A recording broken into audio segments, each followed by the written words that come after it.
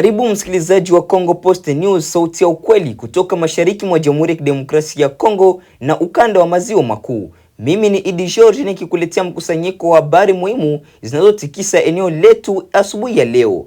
Katika taarifa kuu za habari asubuhi ya leo, Marekani yaripotiwa kukataa ombi la ziara ya Rais wa Rwanda Paul Kagame kufuatia madai ya kuendelea kuunga mkono waasi wa M23 RDF mashariki mwa Jamhuri ya Kidemokrasia ya Kongo. Shirika la Human Rights Watch lataka maeneo yanayodhibitiwa na M23 RDF yafunguliwe kwa uchunguzi huru na uangalizi wa kimataifa ili kuchunguza madai ya ukiukwaji wa haki za kibinadamu. Tutarejea pia mjini Uvira ambapo ripoti maalum zinaangazia takwimu 5 muhimu zinazosaidia kuelewa ukubwa wa uhalifu ulioripotiwa wakati wa kipindi cha uvamizi wa M23 RDF na vikosi vinavyohusishwa na Rwanda. Na katika nyanda za juu za Minembwe mkoani Kivu Kusini, hali ya taharuki yaendelea kutawala baada ya kundi la Twirwaneho kudai kuwa vijiji vya Kalingi, Gakenke, Bidegu na Rugezi vimeshambuliwa kwa silaha nzito, ndege zisizo na rubani yani drones. Hizo ni baadhi ya habari tulizokuandalia asubuhi ya leo. Endelea kuwa nasi ndani ya Congo Post News kwa taarifa kamili, uchambuzi na maendeleo mapya kutoka maeneo mbalimbali mashariki mwa Jamhuri ya Kidemokrasia ya Kongo na ukanda mzima wa Afrika ya Kati. Karibu. Katika eneo la Minembwe kwenye nyanda za juu za mkoa wa Kivu Kusini, mashariki mwa Jamhuri ya Kidemokrasia ya Kongo, hali ya usalama imeendelea kuwa ya wasiwasi kufuatia madai mapya yaliyotolewa na kundi la Twirwaneho kuhusu mashambulizi makali yaliyotokea Alhamisi tarehe 14 mwezi wa 5 mwaka wa 2026. Kwa mujibu wa taarifa iliyotolewa na msemaji wa Twirwaneho, Kanali Kamasa Ndakize Welcome, vijiji kadhaa vinavyokaliwa na jamii ya Banyamulenge vilishambuliwa katika maeneo ya Kalingi, Gakenke, Bidegu pamoja na Rugezi. Kundi hilo linadai kuwa mashambulizi hayo yalifanywa kwa ushirikiano kati ya jeshi la FARDC, wanajeshi wa Burundi, makundi ya wazalendo pamoja na wapiganaji wa FDLR. Twirwaneho imeendelea kueleza kuwa mashambulizi hayo yalihusisha matumizi ya ndege za kivita aina ya Sukhoi 25, ndege zisizo na rubani za kivita maarufu kama drones, pamoja na mashambulizi ya silaha nzito na mizinga. Kwa mujibu wa kundi hilo, maeneo yaliyolengwa ni vijiji vyenye wakazi wengi wa kiraia, jambo ambalo limezua hofu kubwa miongoni mwa wananchi wanaoishi katika nyanda hizo za Minembwe. Mashahidi kutoka maeneo hayo wameeleza kuwa milio ya risasi nzito na milipuko ilisikika kwa saa kadhaa, huku baadhi ya familia zikilazimika kukimbia makazi yao kuelekea maeneo yanayoonekana kuwa salama zaidi. Taarifa za awali zinaonyesha kuwa baadhi ya wananchi wameanza kuhama kutokana na kuogopa kuendelea kwa mapigano. Hata hivyo, hadi sasa jeshi la FARDC pamoja na mamlaka ya Burundi havijatoa tamko rasmi kuhusu madai hayo yaliyotolewa na kundi la Twirwaneho. Hakuna taarifa huru iliyothibitisha kiwango cha madhara yaliyotokea wala idadi rasmi ya waliouawa au kujeruhiwa katika mashambulizi hayo. Mapigano katika maeneo ya Minembwe yamekuwa yakihusisha makundi mbalimbali yenye silaha kwa muda mrefu, huku kila upande ukimtuhumu mwenzake kwa kushambulia raia. Eneo hilo limeendelea kushuhudia mvutano wa kijamii na kijeshi katika makundi tofauti yenye misingi ya kikabila na kisiasa, hali inayochangia kuendelea kuzorota kwa usalama katika sehemu kubwa ya Kivu Kusini. Wachambuzi wa masuala ya usalama wanaonya kuwa kuongezeka kwa matumizi ya silaha nzito pamoja na mashambulizi ya anga katika maeneo yenye raia kunaweza kuongeza zaidi mgogoro wa kibinadamu katika ukanda huo. Tayari maelfu ya watu wamekuwa wamekimbia makazi yao katika miezi ya hivi karibuni kutokana na mapigano ya mara kwa mara kati ya makundi yenye silaha na jeshi la serikali. Mashirika ya kiraia na watetezi wa haki za kibinadamu wanaendelea kutoa wito kwa pande zote zinazohusika katika mapigano kuheshimu sheria za kimataifa za kibinadamu na kulinda maisha ya wananchi wasio na hatia.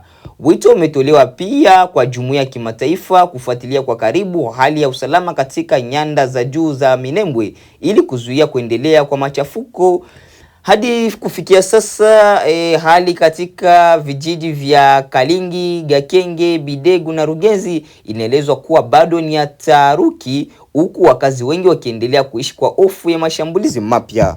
Tujielekeze huko katika mji wa Uvira katika mashariki mwa Jamhuri ya Kidemokrasia ya Kongo. Mji wa Uvira umeendelea kubaki katika kumbukumbu za wananchi wengi baada ya matukio mazito ya ukiukwaji wa haki za kibinadamu yaliyoripotiwa wakati wa kipindi cha uvamizi wa waasi wa AFC M23 wakisaidiwa na vikosi vinavyohusishwa na Rwanda. Ripoti mbalimbali kutoka kwa mashirika ya kiraia pamoja na watetezi wa haki za kibinadamu zimekuwa zikieleza ukubwa wa madhara yaliyowapata raia wa kawaida katika eneo hilo. Kupitia takwimu tano muhimu, hali halisi ya kile kilichotokea mjini Uvira inaanza kueleweka zaidi. Kwanza, mamia raia wametajwa kupoteza maisha katika kipindi cha mapigano na uvamizi huo. Mashirika ya ndani yamekuwa yakieleza kuwa baadhi ya wananchi waliuawa kwa risasi, huku wengine wakifariki kutokana na mateso, kukosa huduma za matibabu au mazingira mabaya ya vita. Vifo hivyo vilizua hofu kubwa kwa wakazi wa Uvira na maeneo ya jirani. Pili, maelfu ya wananchi walilazimika kuyahama makazi yao. Familia nyingi zilikimbilia maeneo salama ndani ya Kivu Kusini, huku wengine wakivuka mipaka kuelekea Burundi na Tanzania. Kambi za wakimbizi zilijaa kwa haraka kutokana na ongezeko kubwa la watu waliokuwa wakitafuta hifadhi na usalama. Tatu, kulikuwa na ripoti nyingi za uporaji wa mali za wananchi na taasisi za umma. Maduka, nyumba, magala ya chakula pamoja na ofisi mbalimbali zilivamiwa na kuporwa. Wananchi wengi walibaki bila mali wala uwezo wa kuanza maisha upya baada ya hali ya utulivu kurejea. Nne, mashirika ya haki za kibinadamu yaliripoti visa vya ukamataji holela pamoja na kutoweka kwa baadhi ya watu waliotuhumiwa kushirikiana na upande mmoja wa migogoro. Baadhi ya familia zimeendelea kudai kuwa hadi leo hawajui waliopo ndugu zao waliotekwa au kukamatwa katika kipindi hicho cha vita. Tano, huduma muhimu za kijamii zinaharibiwa vibaya. Shule, vituo vya afya pamoja na miundombinu ya maji na umeme vilikumbwa na athari kubwa. Hali hiyo ilisababisha wananchi wengi kukosa huduma za msingi kwa muda mrefu, huku watoto wakishindwa kuendelea na masomo. Mashirika ya kimataifa pamoja na watetezi wa haki za kibinadamu wameendelea kuomba kufanyika kwa uchunguzi wa kina ili kubaini waliohusika na vitendo hivyo. Wito umetolewa kwa mamlaka za Kongo pamoja na jumuiya ya kimataifa kuhakikisha kuwa wahusika wanawajibishwa mbele ya sheria na waathirika wanapata haki zao. Kwa upande mwingine, serikali ya Rwanda inaendelea kukanusha madai ya kuhusika moja kwa moja katika uungwaji mkono wake na waasi wa AFC M23. Hata hivyo, serikali ya Kinshasa pamoja na baadhi ya ripoti za kimataifa zinaendelea kuituhumu Kigali kwa kutoa msaada kwa kundi hilo linaloendelea na operation zake katika eneo la mashariki mwa nchi ya Jamhuri ya Kidemokrasia ya Kongo. Wakazi wa Uvira leo wanaendelea kujaribu kujenga upya maisha yao baada ya kipindi kigumu cha vita na hofu. Ingawa baadhi ya maeneo yameanza kurejea katika hali ya kawaida, majeraha ya vita bado yanaonekana wazi katika maisha ya wananchi wengi waliopoteza ndugu, mali na makazi yao. Juhudi za kurejesha amani inaendelea kupitia mazungumzo ya kikanda, lakini wachambuzi wanaonya kuwa bila haki kutendeka na usalama kurejeshwa kikamilifu, eneo la mashariki mwa Jamhuri ya Kidemokrasia ya Kongo litaendelea kubaki katika hatari ya kurejea tena kwenye machafuko makubwa. Turudi katika siasa za mgogoro unaoendelea mashariki mwa Jamhuri ya Kidemokrasia ya Kongo. Katika maendeleo mapya kuhusu mgogoro unaoendelea mashariki mwa Jamhuri ya Kidemokrasia ya Kongo, Marekani imekataa ombi la ziara ya Rais wa Rwanda Paul Kagame kuingia katika ardhi ya Marekani. Hatua hiyo imetajwa kuhusishwa na madai ya uungwaji mkono wa serikali ya Kigali kwa waasi wa AFC M23 wanaoendelea kufanya mashambulizi katika maeneo mbalimbali Kivu Kaskazini na Kivu Kusini. Kwa mujibu wa taarifa zilizochapishwa na vyombo vya habari vya kimataifa, viongozi wa Marekani wameonyesha wasiwasi mkubwa kuhusu hali ya usalama mashariki mwa Jamhuri ya Kidemokrasia ya Kongo pamoja na kuendelea kwa mapigano yanayohusishwa na makundi ya M23. Serikali ya Marekani inaamini kuwa kuendelea kwa msaada wa kijeshi au kisiasa kwa waasi hao kunachangia kuongezeka kwa machafuko, vifo vya raia pamoja na ombi kubwa la wakimbizi katika eneo hilo.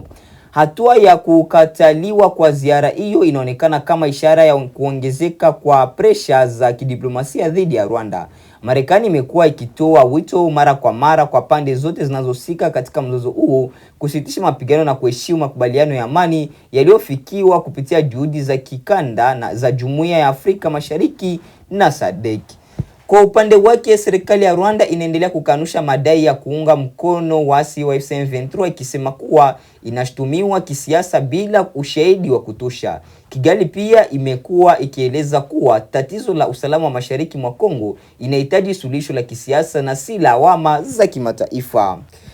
Wakati huo mashirika ya haki za kibinadamu yanaendelea kuripoti kuzorota kwa hali ya kibinadamu katika maeneo yaliyoathiriwa na mapigano. Maelfu ya wananchi wamekimbia makazi yao, huku wengine wakikosa huduma muhimu kama chakula, maji safi na matibabu. Hali hiyo inaendelea kuzua hofu ya kuongezeka kwa mzozo mkubwa wa kikanda iwapo juhudi za amani hazitaimarishwa haraka. Wachambuzi wa siasa za kimataifa wanaona kuwa uamuzi wa Marekani unaweza kuathiri zaidi uhusiano wa kidiplomasia kati ya Washington na Kigali, hasa katika kipindi ambacho jumuiya ya kimataifa inaongeza shinikizo kwa mataifa yanayotumiwa kuchangia katika migogoro ya kivita barani Afrika. Hadi sasa hakuna tamko rasmi iliyotolewa na ikulu ya Rwanda kuhusu hatua hiyo ya Marekani, lakini macho ya wengi yanaendelea kuelekezwa katika juhudi za kimataifa za kurejesha amani mashariki mwa Jamhuri ya Kidemokrasia ya Kongo, ambako mapigano kati ya jeshi la FARDC, wazalendo na waasi wa AFC M23 yanaendelea kusababisha ugumu wa maisha kwa raia.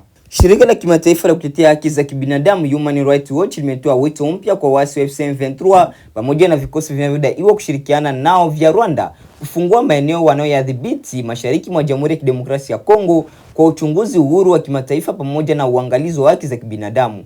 Katika taarifa yake, shirika hilo limesema kuwa kuna haja ya dharura kwa mashirika uhuru, waandishi wa habari pamoja na wachunguzi wa kimataifa kupata ruhusa ya kuingia katika maeneo yaliyo chini ya udhibiti wa AFC M23 RDF ili kuchunguza madai mbalimbali ya ukiukwaji wa haki za kibinadamu yanayoendelea kuripotiwa katika maeneo hayo. Kwa mujibu wa Human Rights Watch, taarifa nyingi zimekuwa zikitolewa na wananchi pamoja na mashirika ya kiraia kuhusu mauaji ya raia, kutoweka kwa watu, mateso, utekaji pamoja na vitendo vya kulazimisha wananchi kukimbia makazi yao. Hata hivyo, mazingira ya ukosefu wa uwazi na kuzuia kwa wachunguzi kuingia katika maeneo hayo yamekuwa yakifanya iwe vigumu kudhibitisha kuwa uhuru ukubwa wa matukio hayo. Mashariki mwa Jamhuri ya Kidemokrasia ya Kongo imeendelea kuwa katika hali mbaya ya usalama tangu kuongezeka kwa mashambulizi ya waasi wa M23 waliorejea tena vitani miaka hivi karibuni. Serikali ya Kinshasa imekuwa ikishtumu Rwanda kwa kutoa msaada wa kijeshi kwa kundi hilo, madai ambayo Kigali imeendelea kuyakanusha mara kwa mara. Katika mikoa ya Kivu Kaskazini na Kivu Kusini, mapigano kati ya jeshi la FARDC, makundi ya wazalendo na waasi wa M23 imesababisha maelfu ya wananchi kukimbia makazi yao, huku wengine wakikabiliwa na hali ngumu ya kibinadamu. Mashirika ya misaada yanaonya kuwa baadhi ya maeneo yako katika hatari ya kukumbwa na baa la njaa kutokana na kukosekana kwa usalama na kuzuiwa kwa misaada kufika kwa wahusika. Human Rights Watch imeeleza kuwa kuruhusu uchunguzi huru ni hatua muhimu katika kuhakikisha uwajibikaji kwa pande zote zinazohusika katika mzozo huo. Shirika hilo linasema bila uwepo wa uangalizi wa kimataifa, wananchi wanaendelea kubaki katika mazingira ya hofu, huku haki zao zikikiukwa bila hatua za kisheria kuchukuliwa. Jumuiya ya kimataifa inaendelea kutoa wito kwa kusitishwa kwa mapigano na kuheshimiwa kwa makubaliano ya amani yanayoongozwa na viongozi wa kikanda. Mataifa mbalimbali pamoja na mashirika ya kimataifa yameonyesha wasiwasi juu ya kuongezeka kwa mzozo huo ambao unaendelea kuhatarisha usalama wa eneo lote ya maziwa makuu. Wakati huo wananchi katika maeneo yaliyoathirika wanaendelea kuishi katika mazingira magumu, wakihitaji msaada wa haraka wa kibinadamu pamoja na kurejeshwa kwa hali ya usalama ili waweze kurudi katika maisha yao ya kawaida.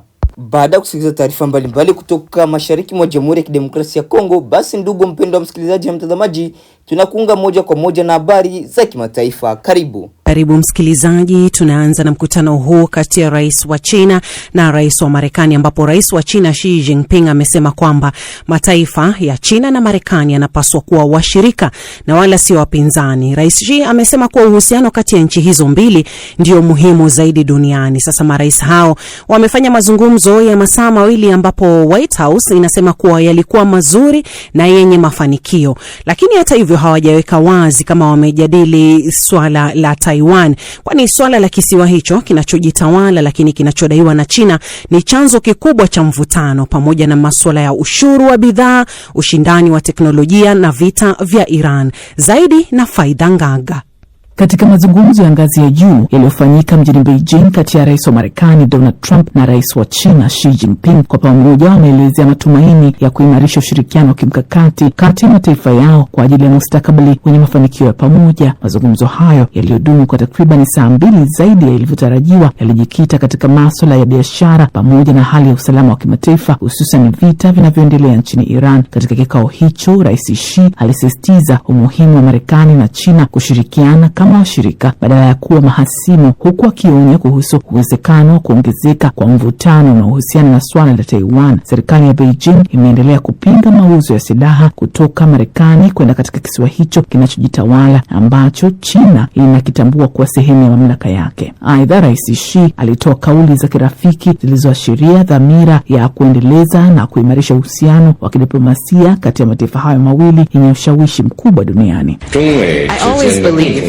Siku zote naamini kwamba nchi zetu mbili zina maslahi ya pamoja mengi zaidi kuliko tofauti zilizopo kati yetu. Mafanikio ya upande mmoja ni fursa kwa upande mwingine, na uhusiano thabiti wa pande mbili ni wenye manufaa kwa dunia nzima. China na Marekani zote mbili zinafaidika kutokana na ushirikiano, na sote tutapata hasara kutokana na makabiliano. Rais wa Marekani Donald Trump ameambatana na ujumbe unaojumuisha maafisa waandamizi wa utawala wake pamoja na viongozi mashuhuri wa sekta ya teknolojia akiwemo Elon Musk na Jensen Huang wa kampuni ya Nvidia katika ziara yake muhimu nchini China. Mkutano huo uliokuwa ukisubiriwa kwa muda mrefu umefanyika katika mji mkuu wa China, Beijing, ambapo Rais Trump alipokelewa kwa heshima kubwa, ikiwemo mizinga ya salamu na gwaridi la kijeshi nje ya ukumbi wa Great Hall of the People, jumba rasmi linalotumika kwa mapokezi ya viongozi wa dunia na shughuli za kitaifa za China. Mapokezi hayo yalitangulia mazungumzo rasmi kati ya Rais Trump na mwenyeji wake Rais Xi Jinping yaliyolenga kuimarisha ushirikiano wa kiuchumi pamoja na masuala ya usalama wa kimataifa. Katika hali iliyoshangaza baadhi ya wakosoaji wake, Rais Trump alimpongeza Rais Xi Jinping hadharani, akieleza umuhimu wa ushirikiano kati ya mataifa hayo mawili yenye nguvu kubwa duniani. You're a great leader. I say it to everybody, you're a great leader. Wewe ni kiongozi mashuhuri sana. Hili huwa nalitamka kwa kila mtu. Wewe ni kiongozi wa kipekee. Wapo ambao wafurahishwi ninaposema hivyo, lakini bado nasema kwa sababu ndio ukweli wenyewe. Mimi huwa nasema yaliyo kweli pekee. Ni heshima kubwa kuwa pamoja nawe. Ni heshima pia kuwa rafiki yako. Na uhusiano kati ya China na Marekani utazidi kuwa bora kuliko awali.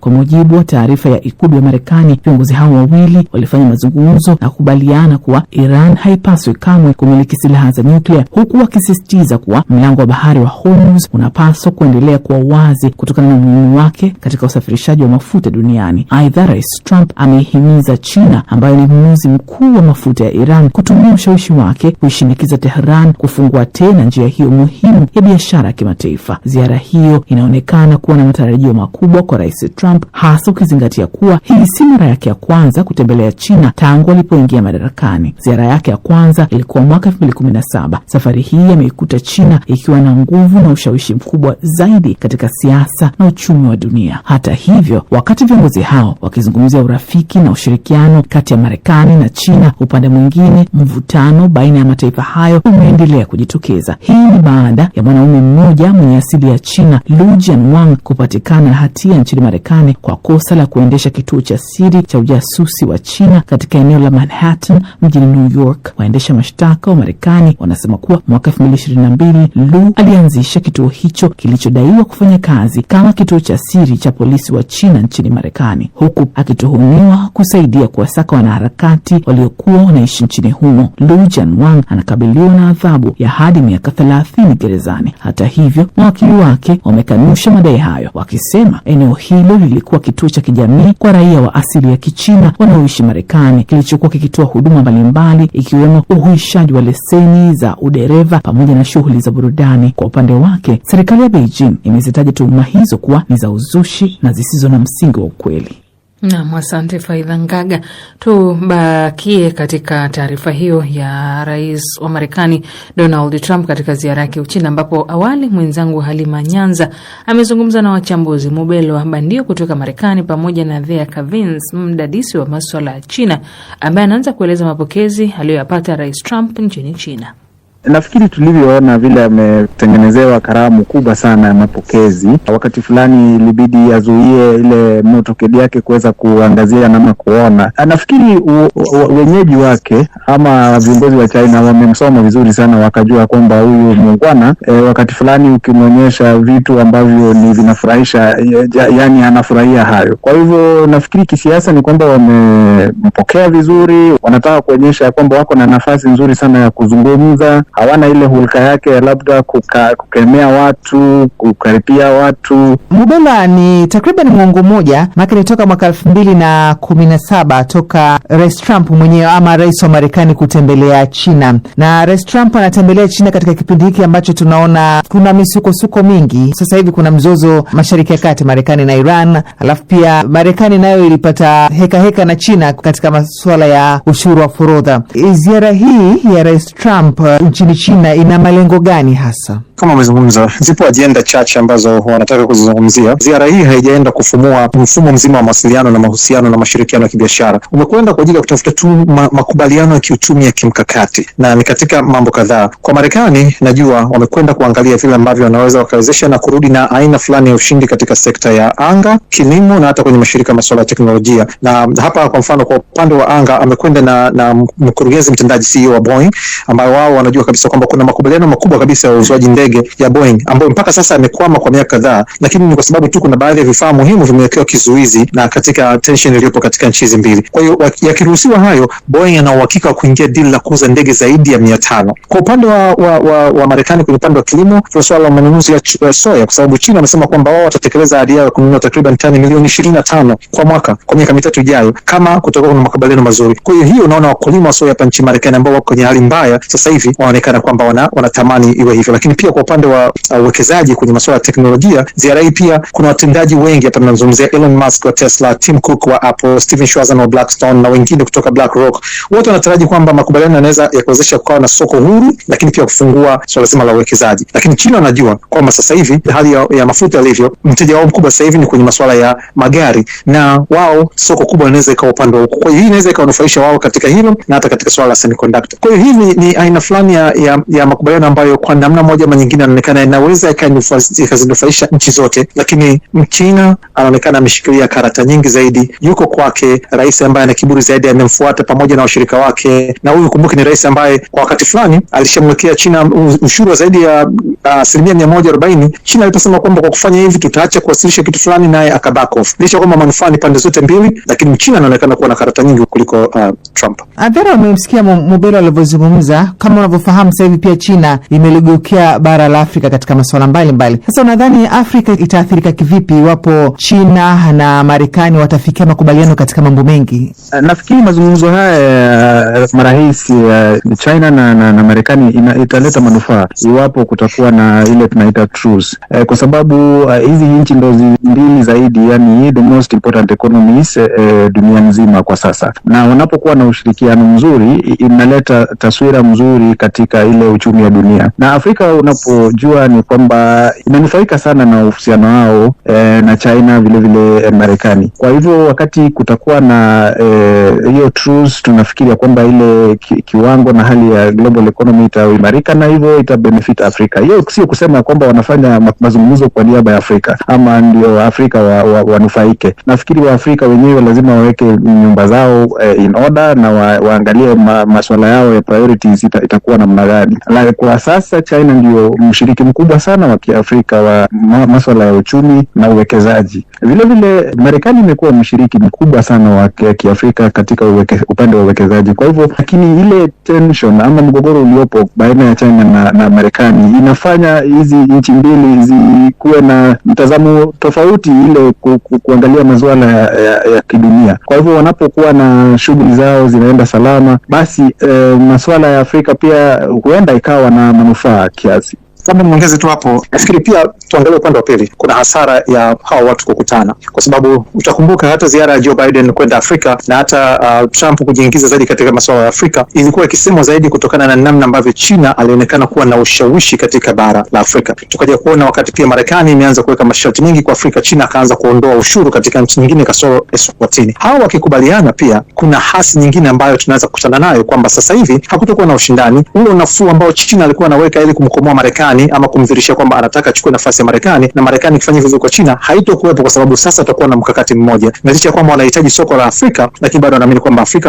wanastahili zaidi. Kwa hiyo ule ushindani baina yao kujaribu kumshawishi Mwafrika hautokuwepo. Kutakuwa kuna makubaliano, na hiyo inaweza ikaondoa baadhi ya vitu kama ushuru na vitu vingine, na hivyo kufanya biashara kutoka Afrika kuja huku isiwe na manufaa kama ambavyo iko sasa, ambako Mchina alikuwa anajaribu kuchukua biashara kubwa sana akitambua kwamba soko lake Marekani na ushuru unaleta shida, vivyo hivyo kwa Marekani. Na ni hapo ndipo tunapohitimisha matangazo yetu ya habari za asubuhi ya leo, ikiwa ni tarehe 15 mwezi wa 5 mwaka wa 2026. Mpendwa msikilizaji na mtazamaji, kama itakuwa ni mara yako ya kwanza kufuatilia habari kupitia Congo Post News, hakikisha una subscribe, una like, una comment, pia una share ili habari zetu endelee kuwafikia walio wengi. Vile vile unaweza kutuandikia kwenye namba ambayo inaendelea kuiona hapo kwenye video, kwenye screen yako hapo, na ukatupatia maoni yako, aiza mapendekezo yako baada ya kusikiliza taarifa zetu za habari mwanzo hadi mwisho. Na basi acha tuendelee kutosha shukrani zetu za dhati kwa wote wanaoendelea kuchagua Congo Post News kama kituo chao chema na bora cha matangazo. Nia na mazungumzo yetu ya kila siku ni kuhakikisha tunaletea habari sahihi na kuaminika,